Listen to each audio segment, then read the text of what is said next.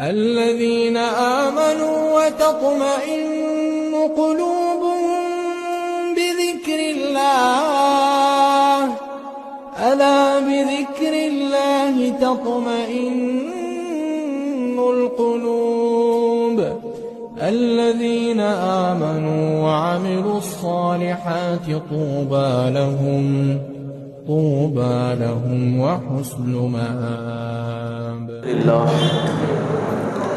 إن الحمد لله نحمده ونستعينه ونستغفره ونعوذ بالله من شرور أنفسنا ومن سيئات أعمالنا من يهدي الله فلا مضل له ومن يضلل فلا هادي له وأشهد أن لا إله إلا الله وأشهد أن محمدا عبده ورسوله أما بعد ربي اشرح لي صدري ويسر لي أمري واحلل عقدة من لساني يفقهوا قولي. எல்லாம் வல்ல ஏகரிவனின் நல்லடியார்களே, இறைவனுடைய மகத்தான அருளால் முஸ்லிம்களின் வாழ்வும் மரணமும் என்கிற தலைப்பின் கீழாக தொடர்ந்து முஸ்லிம்களாக வாழ்ந்து மரணித்த, இறுதி வரை மார்க்கத்தில் பிடிப்போடு வாழ்ந்த நபிகளாருடைய வார்த்தெடுப்பாக இருந்த சஹாபாக்களுடைய வரலாறுகளை அறிந்து வருகிறோம். அந்த அடிப்படையில் இன்றைய தினம் நாம் அறிந்து கொள்ளக்கூடிய சஹாபி அலி ரலியல்லாஹு அவர்கள் என்பதை நாம் தெரிந்து கொள்ள வேண்டும். இந்த அலி ரலியல்லாஹு அவர்களை பொறுத்தவரையில் அதிகமாக நாம் அறிந்து வைத்திருக்கக்கூடிய ஒரு தோழர். அலி ரலியல்லாஹு யாரு? ஃபாத்திமா ரலியல்லாஹுடைய கணவர். வேற ரசூலுல்லாஹுடைய மருமகன். ரெண்டும் ஒன்று தான். சரி, அடுத்து ரசூலுல்லாஹுக்கு வேற உறவு முறை இருக்கா? சச்சா மகன், பெரியதா, அதாவது அபு தாலிப் அவருடைய மகனாக இந்த அலி ரலியல்லாஹு அவர்கள் இருக்கிறாங்க. இப்போ அல்லாஹ்வுடைய நபிகளாருடைய சகோதரர், பங்காளியாக இருக்கிறாங்க. இப்படிப்பட்ட இந்த சஹாபி ஆரம்பத்தில் இஸ்லாத்தை ஏற்றுக்கொண்டார்கள். ஆரம்பமாக இஸ்லாத்தை ஏற்றுக்கொண்ட நபர்களில் இவரும் ஒருவர். அப்போ அவர் கொஞ்சம் வயது குறைவானவராகத்தான் இருக்கிறார். அப்போ இவர்கள் சொர்க்கத்திற்கு நன்மாராயம் சொல்லப்பட்ட நபர்களில் உள்ளவராகவும் இருக்கிறாங்க.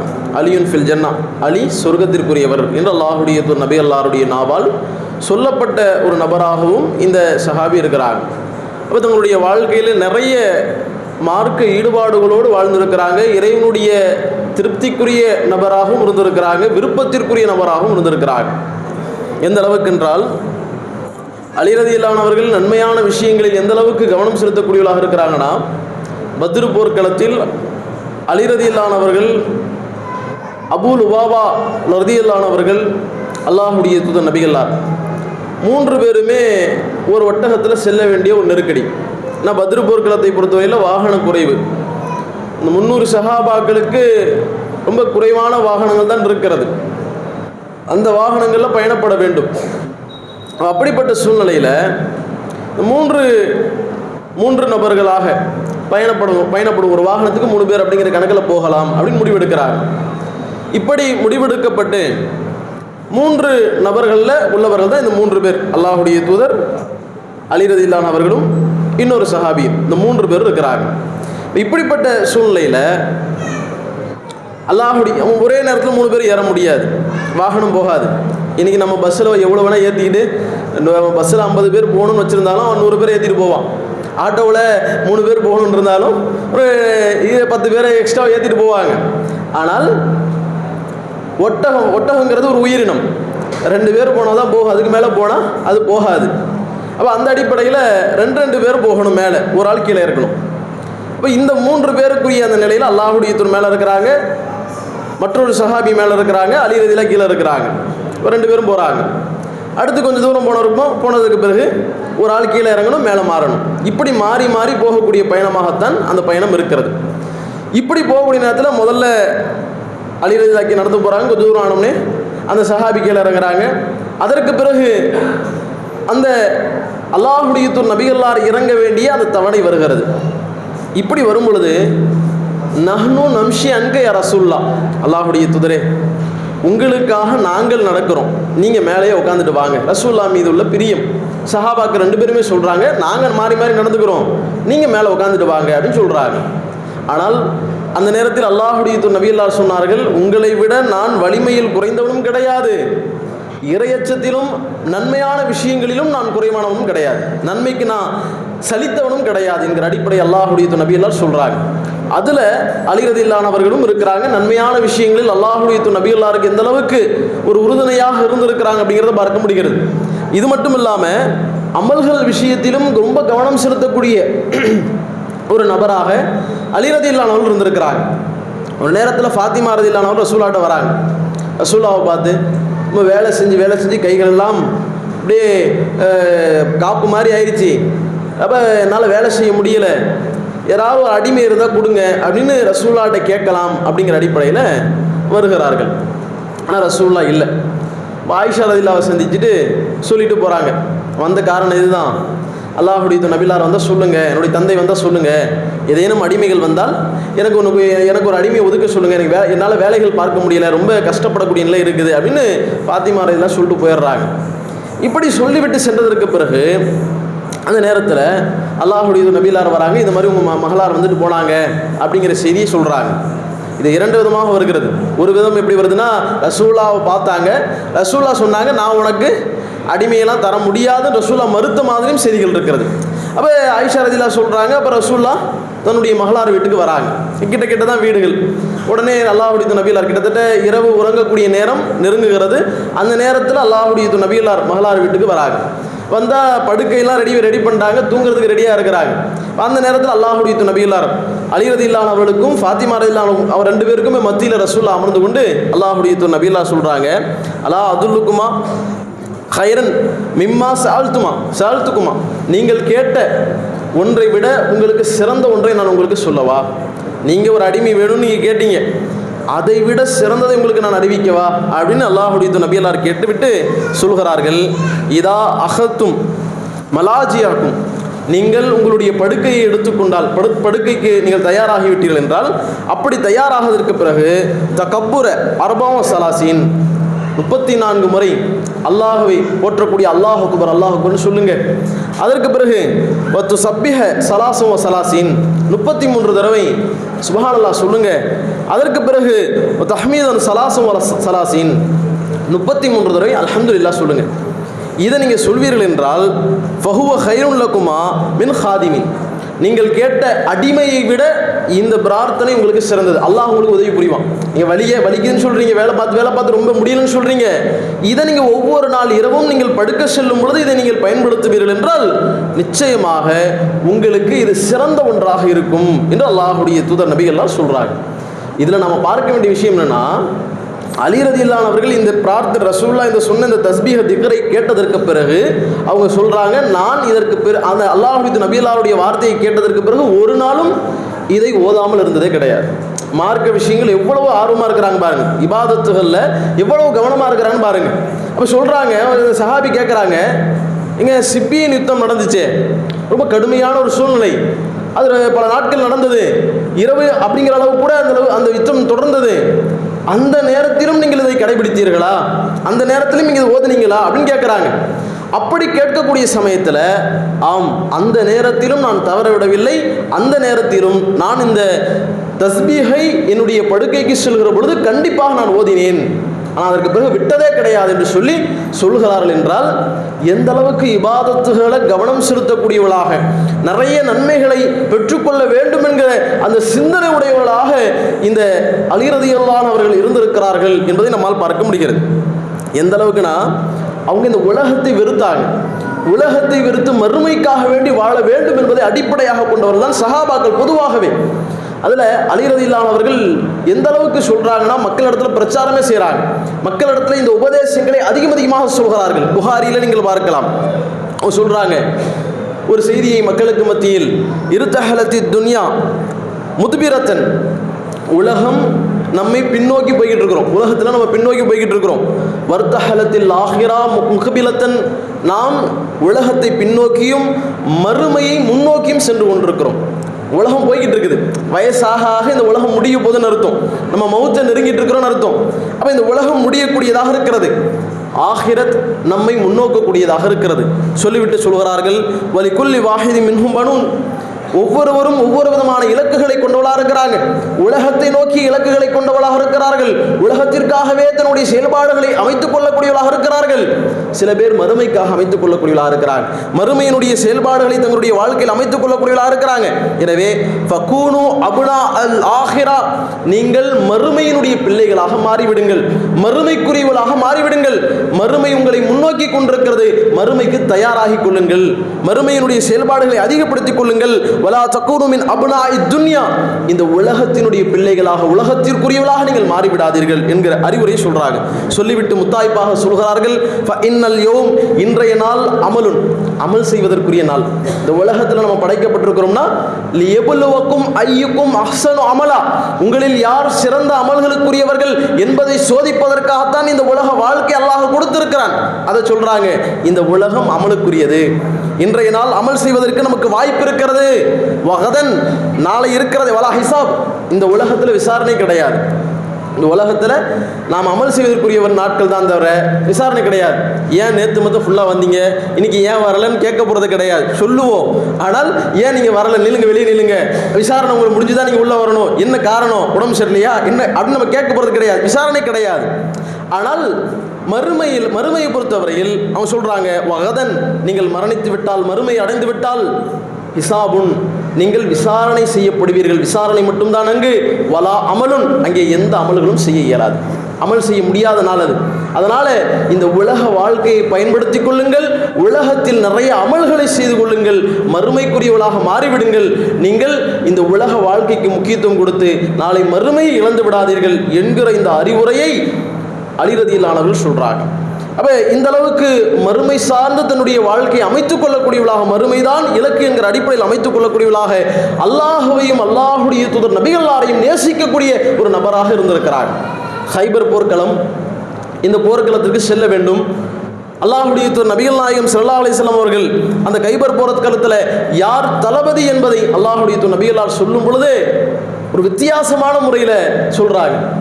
அந்த வித்தியாசமான அறிவிப்பு ஒவ்வொரு சஹாபாக்களுடைய இயக்கத்திற்குரிய அறிவிப்பாக மாறுகிறது. நபிகளார் சொல்கிறார்கள், லஅூதியன்ன ராயத கதன், நாளைய தினம் நான் இந்த போரினுடைய கொடியை ஒரு நபரிடத்தில் கொடுக்க இருக்கிறேன். அந்த போருடைய கொடியை ஒரு நபரிடத்தில் கொடுக்க இருக்கிறேன். அந்த நபர் எப்படிப்பட்டவர் என்றால், யுஹிப்புஹுல்லாஹு வ ரசூலுஹு, அவரை அல்லாஹுவும் அல்லாஹுடைய தூதரும் நேசிக்கக்கூடிய நபர் அவர். அப்படிப்பட்ட நபரிடத்தில் நாளை நான் இந்த கொடியை கொடுக்க இருக்கிறேன் என்று அல்லாஹுடைய தூதர் நபிகளார் சொல்றாங்க. சொல்லிவிட்டு இன்னும் சொல்கிறார்கள், யுஃப்திஹுல்லாஹு அலைஹி, அவர் மூலமாக அல்லாஹ் ரப்பல் ஆலமீன் இந்த போர்க்களத்தில் வெற்றியும் தருவார். போர் வெற்றி தான். அந்த வெற்றி யார் கையில? அல்லாஹும் அல்லாஹுடைய தூதரும் நேசிக்கக்கூடிய ஒரு நபருடைய கையில் அந்த போருடைய வெற்றி அவர் கையில் தான் அந்த கொடி கொடுக்கப்படும். நாளைய தினம் அதை அறிவிக்கிறேன் அப்படின்னு அல்லாஹுடைய தூதர் நபிகளார் சொல்றாங்க. உமர் ரலியல்லாஹு சொல்றாங்க, அந்த நேரத்தில் நான் இந்த கொடி எனக்கு கொடுக்கப்படக்கூடாதா? நான் பொதுவாக அந்த தலைமைத்துவத்துக்கு ஆசைப்பட்டதில்லை, ஆனால் அன்றைய நாள் நான் ஆசைப்பட்டேன். பெரும்பகுதியான சஹாபாக்கள் அந்த நேரத்தில் நமக்கு இந்த கொடி கொடுக்கப்படாதா, நஹ்னு நர்ஜூஹா, ஒவ்வொருவரும் சொல்கிறார்கள் அந்த கொடி எனக்கு கொடுக்கப்பட வேண்டும். அல்லாஹுடைய நேசத்திற்குரியவராச்சே, அல்லாஹுடைய நபிகளாருடைய நேசத்திற்குரியவராச்சே, அல்லாஹுடைய டிக்ளேர் பண்ணிட்டாங்களே, நமக்கு அது கொடுக்கப்பட்டா நல்லா இருக்குமே அப்படிங்கிற எதிர்பார்ப்பு மிகப்பெரிய அளவில் சஹாபாக்களுக்கு மத்தியில் இருக்கிறது. இப்பேற்பட்ட சமயத்தில் அல்லாஹுடைய தூதர் நபிகளார் அடுத்த நாள் வருகிறார்கள். அலி எங்கே, அலி எங்கே என்று கேட்கிறார்கள். அப்படி கேட்கக்கூடிய சமயத்தில் சொல்லப்படுகிறது, யுஸ்கி ஐனைஹி, அவருடைய கண்ணில் பாதிப்பு ஏற்பட்டிருக்கிறது, கண் வழியில் அவர் படுத்திருக்கிறாரு, வரல இங்க அப்படின்னு சொல்லப்படுகிறது. போய் அழைச்சிட்டு வாங்க அப்படின்னு ரசூலுல்லாஹ் கூப்பிடுறாங்க. அழைத்து வரப்படுகிறார். அல்லாஹுடைய நபிகளார் தன்னுடைய உமிழ்நீரால் அவருடைய கண்களை தடவி விடுகிறார்கள். அந்த கண் வழியே இல்லாத நபரை போன்று மாறிவிடுகிறார். அதுக்கு முன்னாடி இந்த மாதிரி ஒரு வழி இருந்ததே தெரியாத அளவுக்கு அவருடைய நிலை மாறுகிறது. அல்லாஹுடைய நபிகளாருக்கு அல்லாஹ் கொடுத்த ஒரு அற்புதம், பரக்கத்து. அப்படிப்பட்ட நிலையில் அலி ரலியல்லாஹு அன்ஹுடைய நோய் நீங்குகிறது. ரசூலுல்லாஹ் கையில கொடியை கொடுக்கிறாங்க. கொடுத்து நீங்கள் அல்லாஹுடைய பாதையில் போர் செய்யுங்கள் என்று அல்லாஹுடைய நபிகளார் அனுப்பி வைக்கிறாங்க. அந்த போர் அல்லாஹ்வுடைய பாதையில் நீங்கள் வெற்றி கொள்ளப்படும் வரை நீங்கள் திரும்பக்கூடாது அப்படிங்கிறதையும் அல்லாஹ்வுடைய நபிகளார் சொல்லி அனுப்புகிறார்கள். இப்போ சொல்கிறாங்க, போருக்காக வேண்டி கிளம்பிட்டாங்க. கிளம்பி போகும் பொழுது அந்த இடத்துல நின்று கொண்டே அலி ரலியல்லாஹு அவர்கள் திரும்பாமல், ஏன்னா ரசூல்லா நீங்கள் போர் முடிகிற வரைக்கும் திரும்பக்கூடாதுன்னு சொல்லிட்டாங்க. அதனால திரும்பாம அல்லாஹ்வுடைய நபிகளாருடைய கட்டளை எந்த அளவுக்கு உள்வாங்குறாங்கன்னு பாருங்க. அவங்களுடைய வார்த்தைக்கு வார்த்தை எந்த அளவுக்கு தங்களுடைய செயல்பாடுகளை அப்படியே பிரதிபலிக்கிறார்கள் என்று பாருங்கள். ரசூல்லா திரும்ப கூட பார்க்கக்கூடாதுன்னு சொல்லிட்டாங்க. அப்படிங்கிற அடிப்படையில் ரசூல்லாட்ட நான் எது வரைக்கும் போர் செய்யணும், நான் எது வரைக்கும் அந்த மக்களிடத்தில் போராட வேண்டும் என்பதை திரும்பி பார்க்காமல் போன நிலையிலேயே அவங்க எந்த திசையை நோக்கி போனாங்களோ அதே நிலையில் நின்று அலி ரலியல்லாஹு அன்ஹு கேட்கிறார்கள். அப்போ அல்லாஹ்வுடைய நபிகள் நாயகம் ஸல்லல்லாஹு அலைஹி வஸல்லம் நீங்கள் அவங்க இடத்துல மார்க்கத்தை எடுத்து சொல்லுங்க, சத்தியத்தை எடுத்து சொல்லுங்க, அவர்கள் ஏற்றுக்கொள்வார்னா ஓகே, அவங்க ஏற்றுக்கொள்ளவில்லை என்றால் நீங்கள் போர் செய்யுங்க என்று அல்லாஹ் அவர் ஏற்றுக்கொள்ளக்கூடிய வரை நீங்கள் போர் செய்யுங்க என்ற அடிப்படையில் அல்லாஹ்வுடைய நபிகளார் சொல்லி காட்டுறாங்க. அப்போ அல்லாஹ்வுடைய தூதர் நபிகள் நாயகம் ஸல்லல்லாஹு அலைஹி வஸல்லம் அவர்கள் அந்த நபரிடத்தில் அலி ரலியல்லாஹு அன்ஹு சொல்றாங்க, வல்லாஹி அல்லாஹின் மீது சத்தியமாக லா யஹ்தி அல்லாஹு பிக ரஜுலன் வாஹிதன், ஒரே ஒரு மனிதருக்கு நீங்கள் செல்லக்கூடிய அந்த போரில் நீங்கள் மார்க்கத்தை எடுத்து சொல்றீங்க, அந்த மார்க்கத்தை எடுத்து சொல்வதன் மூலமாக ஒரே ஒரு மனிதருக்கு உங்கள் மூலமாக அல்லாஹ் நேர்வழியை கொடுத்து விடுவான் என்றால் ஹைருன் லக்க மின் அன் யகூன லக்க ஹுருமின் ஐம், உங்களுக்கு செந்நிற ஒட்டகங்கள் கொடுக்கப்படுவதை விட சிறந்தது என்று அல்லாஹ்வுடைய நபிகளார் சொல்றாங்க. இப்போ சிவப்பு நிறம் ஒட்டகம் அப்படிங்கிறது ஒரு காஸ்ட்லியான ஒன்று. இன்றைக்கும் அப்படித்தான். இன்றைக்கும் ஒட்டகங்களாக நீங்கள் பார்க்கக்கூடிய அந்த செந்நிற ஒட்டகங்கள் பெரும் மதிப்புமிக்க ஒரு லக்ஸுரியான ஒன்றாகத்தான் இன்றைக்கு பார்க்கப்படுகிறது. இப்போ அப்படிப்பட்ட அந்த ஒட்டகைகளை விட சிறப்பிற்குரிய ஒன்று எது அப்படின்னு கேட்டால் உங்கள் மூலமாக ஒருவர் நேர்வழியை பெறுவது அப்படிங்கிறத அலி ரலியல்லாஹு அன்ஹு எதையும் சொல்லி அனுப்புகிறாங்க. நீங்கள் நேர்வழிப்படுத்துங்க, அவங்களை நீங்கள் நேரான பாதைக்கு அழையுங்கள், அவர்களுக்கு மார்க்கத்தின் அடிப்படையில் அவர்களை கொண்டு வாருங்கள் என்று அல்லாஹ்வுடைய நபிகளார் அலி ரலியல்லாஹு அன்ஹு சொன்னாங்க அப்படிங்கிறத பார்க்க முடிகிறது.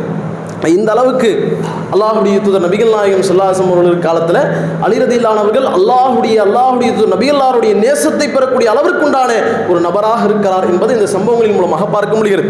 இது மட்டும் கிடையாது, ஹுதைபியா உடன்படிக்கை நடக்குது. இந்த ஹுதைபியா உடன்படிக்கை நடக்கும் பொழுது அலி ரலியல்லாஹு அன்ஹு அவர்கள் காத்திபுல் வஹியா இருந்தாங்க, எழுத படிக்க தெரிஞ்சவங்க. அதனால அல்லாஹ்வுடைய நபிகளார் இடத்துல ஆரம்பம் முதலே குர்ஆன் வசனங்களை எழுதக்கூடிய எழுத்தாளராக இருந்தார்கள். அதனுடைய தொடர்ச்சி ஹுதைபியா உடன்படிக்கை எழுதப்படுகிறது. அப்படி எழுதப்படக்கூடிய அந்த எழுத்தாளர் யார் அப்படின்னு கேட்டால் அலி ரலியல்லாஹு அன்ஹு தான் எழுதுறாங்க. அந்த உடன்படிக்கை எழுதப்படுகிற ஆரம்பத்திலிருந்து பிஸ்மில்லாஹிர் ரஹ்மானிர் ரஹீம் எழுதி சொல்கிறாங்க. அது என்ன பிஸ்மி எங்களுக்கு தெரியும், அது என்ன அல்லாஹ் அர் ரஹ்மானிர் ரஹீம் அது எங்களுக்கு தெரியாது அப்படின்னு சொல்கிறாங்க. அப்படி பல விஷயங்கள் நடக்கிற பொழுது அதை அழிச்சிருங்க, அது வேணாம் அப்படின்னு சொல்கிறாங்க. இப்படி ஒவ்வொன்றா வரும்பொழுது ரசூலுல்லாஹ்ட்ட வராங்க, இது முஹம்மது இடத்திலிருந்து உள்ளது அப்படின்னு சொல்கிறாங்க. இது முஹம்மது ரசூல்லா அப்படின்னு எழுதுங்க அப்படின்னு ரசூல்லா சொல்கிறாங்க. அப்படி சொல்லும் பொழுது எதிர்த்தாப்புல இருக்கக்கூடிய சொல்கிறாரு, முஹம்மது எங்களுக்கு தெரியும், முஹம்மது இப்னு அப்துல்லா அப்படிங்கிறது எங்களுக்கு தெரியும், அது என்ன முஹம்மது ரசூல்லான்னு ஏற்றிருந்த பிரச்சனையே கிடையாது, ஏன் ஒப்பந்தமே போட வேண்டிய அவசியமே இல்லையே அப்படிங்கிறத சொல்லி அதெல்லாம் போடாதீங்க, முஹம்மது இப்னு அப்துல்லா இதை போடுங்க அப்படின்னு சொல்லி சொல்கிறாங்க. அலி ரலியல்லாஹு எழுதிட்டாங்க, முஹம்மது ரசூல்லான்னு சொன்னோன்னே எழுதிட்டாங்க. இப்போ அந்த ரசூலுல்லாங்கிறது அழிக்க சொல்கிறாங்க, இன்னாலும் அழிக்க இயலாது என்று சொல்கிறார்கள். வல்லாஹி அல்லாஹின் மீது சத்தியமாக லா அம்ஹாஹு அபதன், ஒருபோதும் நான் அதை அழிக்க மாட்டேன், அதை நான் என்னால் அழிக்க முடியாது. ரசூலுல்லாஹ் அவ்வளோ நேசிச்சாங்க. அல்லாஹ்வுடைய தூதர் நபிகளாரே அல்லாஹ்வை அந்த அளவுக்கு நேசிக்கக்கூடிய ஒரு நபராக இருந்தார்கள். அவ்வளோ பேர் நிற்கிறாங்க, அவ்வளோ பேர் உட்கார்ந்து இருக்கிறாங்க, என்னால் அதை செய்ய முடியாது அப்படின்னு சொல்கிறாங்க. அப்போ ரசூல் அதை காட்டுங்க, அது எங்கே இருக்குன்னு சொல்லுங்க, நான் அழிக்கிறேன்னு சொல்லி அல்லாஹ்வுடைய தூதர் நபிகளாரே வாங்கி அதை அழித்தார்கள் அப்படிங்கிறத பார்க்க முடிகிறது. ஏன்னா ஒப்பந்தம் போடுறோம், அவனும் ஏற்றுக்கணும் நம்மளும் ஏற்றுக்கணும், அந்த அடிப்படையில் தான் ஒப்பந்தம் செய்யப்பட வேண்டும். அந்த அடிப்படையில் ரசூலுல்லாஹ் என்ன செய்யறான் செய்யட்டும் அப்படின்னு அடிப்படையில் அதை அழிக்கிறார்கள் அப்படிங்கிறத பார்க்க முடிகிறது. அந்த அளவுக்கு அலி ரலியல்லாஹு அன்ஹு அவர்கள் அல்லாஹ்வையும் அல்லாஹ்வுடைய தூதரையும் நேசிக்கக்கூடிய ஒரு நபராக இருந்திருக்கிறாங்க. அப்போ ஒரு நேரத்தில் தபூக் போர் நடக்குது. அந்த தபூக் போருக்காக வேண்டி மிகப்பெரிய படை நம்ம ஏற்கனவே பார்த்துருக்கிறோம். மிகப்பெரிய லட்ச மக்கள் அந்த தபூக் போரில் இஸ்லாமியர்களுக்கு எதிராக வருகிறார்கள். அப்படி வரக்கூடிய சமயத்தில் அல்லாஹ்வுடைய நபிகளார் அவர்கள் பெரும் படையை திரட்டி கொண்டு செல்கிறார்கள். அப்படி செல்லும் பொழுது அலி ரலியல்லாஹு அன்ஹு அவர்களை நீங்கள் வர வேணாம், இங்கே மதீனாவிலிருந்து மதீனாவில் இருக்கக்கூடிய பிள்ளைகள் பெண்கள் வயது முதிர்ந்தவர்கள் இவர்களை பார்த்து கொள்ளுங்கள், நீங்கள் இங்கே கவனிச்சுக்கோங்க அப்படின்னு சொல்லி அலி ரலியல்லாஹு அன்ஹு நியமிக்கிறாங்க.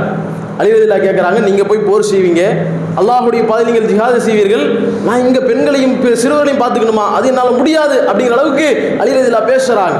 அப்படி பேசும் பொழுது சொல்கிறார்கள், அம்மா தருதி அன் தக்கூன மின்னி பி மன்சிலத்தின் ஹாரூன மின் மூசா, மூசா அவர்களிடத்தில் ஹாரூன் அவர்களுக்கு இருந்த அந்த அந்தஸ்து போன்று என்னிடத்தில் உங்களுக்கு அந்தஸ்து இருப்பதை நீங்கள் விரும்பவில்லையா?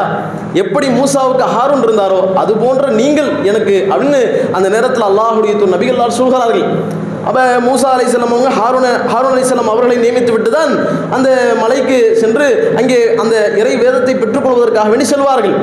அதே மாதிரி அல்லாஹ்வுடைய நபிகள் சொல்றாங்க, நீங்கள் மூசாவுக்கு எப்படி ஹாரூன் இருந்தாரோ அது போன்று எனக்கு நீங்கள் இருந்தாலும் ஒரு விஷயம் இல்லா இருந்தாலும் அன்னஹு லா நபிய பாதி, எனக்கு பிறகு நபி கிடையாது, ஹாரூன் நபி, ஆனால் நீங்கள் எனக்கு பிறகு நபியாக முடியாது, நபி என்ற அந்த அந்தஸ்து என்னோடு முடிந்து விட்டது, நான் தான் நபிமாருடைய முத்திரை என்கிற அடிப்படையில் அல்லாஹ்வுடைய தூதர் நபிகள் சொல்கிறார்கள் அப்படிங்கிற செய்தியை பார்க்க முடிகிறது. இப்படி ஏராளமான கட்டங்களில் அல்லாஹுவாலும் அல்லாஹ்வுடைய தூதராலும் சிறப்பிற்குரியவர்களாக, நிறைய இபாதத்துகளில் கவனம் செலுத்தக்கூடியவர்களாக, மார்க்க சிந்தனை உடையவர்களாக, இறைவனுடைய தூதரையும் நேசிக்கக்கூடிய நபராக இருந்தாங்க. இவர்கள் கொல்லப்படுவார்கள், ஷஹீதாக்கப்படுவார்கள் என்பதுதான் அல்லாஹ்வுடைய நபிகளாருடைய முன்னறிவிப்பு. நம்ம ஏற்கனவே பார்த்திருக்கிறோம். ஹீரா என்று சொல்லக்கூடிய அந்த மலையில் அல்லாஹ்வுடைய தூதர் அபூபக்கர் சித்திக் ரதியல்லாஹு, உஸ்மான் ரதியல்லாஹு, உமர் ரதியல்லாஹு, அதே மாதிரி அலி ரதியல்லாஹு போன்ற அந்த சஹாபாக்கள் எல்லாம் அந்த மலையில் நின்று கொண்டிருக்கும் பொழுது அது ஒரு குலுங்கும். இதே சம்பவம் உஹதுக்கும் அல்லாஹ்வுடைய நபிகளார் சொல்றாங்க. அந்த மாதிரி இருக்கக்கூடிய சமயத்தில் அல்லாஹ்வுடைய நபிகளார் சொல்றாங்க, உஹதே குலுங்காத, ஹீராவே குலுங்காத அப்படின்னு அல்லாஹ்வுடைய நபிகளார் சொல்லிட்டு சொல்றாங்க, இந்த இடத்தில் நபியும் சித்திக்கும் அதே மாதிரி உயிர் தியாகிகளும் இருக்கிறார்கள் அப்படின்னு சொல்றாங்க. உஸ்மான் ரதியல்லாஹு உயிர் தியாகி தான், ஷஹீதாக்கப்படுகிறாங்க. அதே மாதிரி அல்லாஹ்வுடைய நபிகளாருடைய மருமகனாக இருந்த அலி ரதியல்லாஹு அவர்களும் ஷஹீதாக்கப்படுறாங்க. அவங்களுடைய கடைசி கட்டம் அப்படிதான் முடியும். ரசூலுல்லாஹ்வுடைய முன்னறிவிப்பின் அடிப்படையில் அவர்கள் ஆட்சி தலைமையில் இருக்கிறாங்க. அப்படி இருக்கக்கூடிய சமயத்தில் அங்கே ஏராளமான குழப்பங்கள் நிலவியது. உஸ்மான் ரதியல்லாஹுடைய ஆட்சி காலத்திலிருந்தே அந்த குழப்பங்கள் நிறைய வந்துருச்சு. அந்த இறுதியில் அலி ரதியல்லாஹு அவர்கள் எந்த மாதிரியான நிலைன்னா, அல்லாஹ்வுடைய அந்த பள்ளியில் ஃபஜ்ர் தொழுகையை தொழுவதற்காக வேண்டி வருகிறார்கள் மஸ்ஜித் நபவியில். அப்படி வரக்கூடிய சமயத்தில் அங்கே இருந்த ஹவாரிஜிகளை சார்ந்த ஒருவன் இவர்களை கொல்ல வேண்டும் என்பதற்காகவே காத்து கொண்டிருக்கிறான். விஷம் திடைய வாளில இவரை அவருடைய வயிற்றில் குத்தி விடுகிறான் அப்படிங்கிற செய்தியை பார்க்க முடிகிறது. அப்படி குட்டப்பட்டு அங்கே அவங்க மரணிக்கிறாங்க. அந்த சம்பவத்தின் காரணமாக அவருடைய மரணம் ஏற்படுகிறது அப்படிங்கிறதையும் நம்மால் பார்க்க முடிகிறது. இப்போ இறுதி வரைக்கும் மார்க்க விஷயங்கள் ரொம்ப கவனம் செலுத்தக்கூடியவராக, இறுதி வரை அல்லாஹ்வுடைய மார்க்கத்தை நிலைநாட்டக்கூடிய ஒரு நபராக இருந்திருக்கிறாங்க. அந்த நேரத்தை சொல்றாங்க, இந்த கொல்லப்பட்டவன் நான் உயிரோடு இருப்பேன் என்றால் எனக்கு ஒன்றும் ஆகலை அப்படின்னா ஒன்றும் பிரச்சனை இல்லை, நான் அவன் விஷயத்தில் தீர்ப்பை அளித்துக் கொள்கிறேன். எனக்கு ஒருவேளை அந்த மரணம் ஏற்பட்டு விட்டால் அவன் விஷயத்தில் நீங்கள் வரம்பு மீறி விடாதீர்கள், அவனை என்னை கொலைக்கு பகரமாக கொலை செய்ய வேண்டும் என்கிற அடிப்படையில், மார்க்க சட்டத்தின் அடிப்படையில் அவனை நீங்கள் கொலை செய்யுங்கள், அவனை வரம்பு மீறி நீங்கள் ரொம்ப டார்ச்சர் பண்ணிடாதீங்க அப்படிங்கிறதையும் அலி ரலியல்லாஹு அன்ஹு சொன்னதாக நம்ம பார்க்க முடிகிறது. இப்போ அந்த அளவுக்கு மார்க்க விஷயங்களை இறுதி வரை தன்னுடைய மகனாரிடத்தில் சொன்னதாகவும் சில செய்திகள் பார்க்க முடிகிறது. என்னுடைய கஃனாடை ரொம்ப லக்ஸூரியாக ரொம்ப ஆடம்பரமாக செஞ்சிடாதீங்க, இலகுவான முறையில் இலேசான முறையில் நீங்கள் செய்யுங்க அப்படிங்கிற மாதிரி எல்லாம் மார்க்க விஷயங்கள், அதாவது மறுமைக்காகவே வாழ்ந்து மறுமைக்காகவே மரணிக்கக்கூடிய அடிப்படையில் ஒவ்வொரு விதமான செயல்பாடுகளையும் அவர்கள் அமைத்துக் கொண்டார்கள் என்கிற பல்வேறு விதமான வரலாற்று நிகழ்வுகளை நம்ம பார்க்க முடிகிறது. அந்த அடிப்படையில் மார்க்க விஷயங்களுக்காகவே வாழ்ந்து மார்க்கத்திற்காகவே மரணித்த இது போன்ற அந்த சஹாபாக்களுடைய வாழ்க்கையில் ஏராளமான படிப்பினைகள் நமக்கு நிரம்பி வழிகிறது. நம்முடைய வாழ்க்கையில் நாம் எப்படி வாழ்கிறோம் என்பதை சிந்தித்து நம்முடைய செயல்பாடுகளை நாம் மாற்ற வேண்டும் என்கிற ஒரு நிலை கண்டிப்பாக இருக்கிறது என்பதை புரிந்து அதை நம்முடைய வாழ்க்கையில் சிந்தித்து நம்முடைய செயல்பாடுகளையும் சீர்திருத்தக்கூடியவர்களாக, மார்க்க விஷயங்களை கவனத்தோடு அதிக ஆர்வத்தோடு மார்க்க சிந்தனையோடு நம்முடைய ஒவ்வொரு விதமான அமல்களையும் ஒவ்வொரு விதமான செயல்பாடுகளையும் அமைத்துக் கொள்ளக்கூடிய நன்மக்களாக வல்ல இறைவன் உங்களையும் என்னையும் ஆக்கில் புரிய வேண்டும் என்கிற பிரார்த்தனையோடு இந்த உரையினை நிறைவு செய்து கொள்கிறோம். அஸ்ஸலாமு அலைக்கும் வரஹ்மத்துல்லாஹி.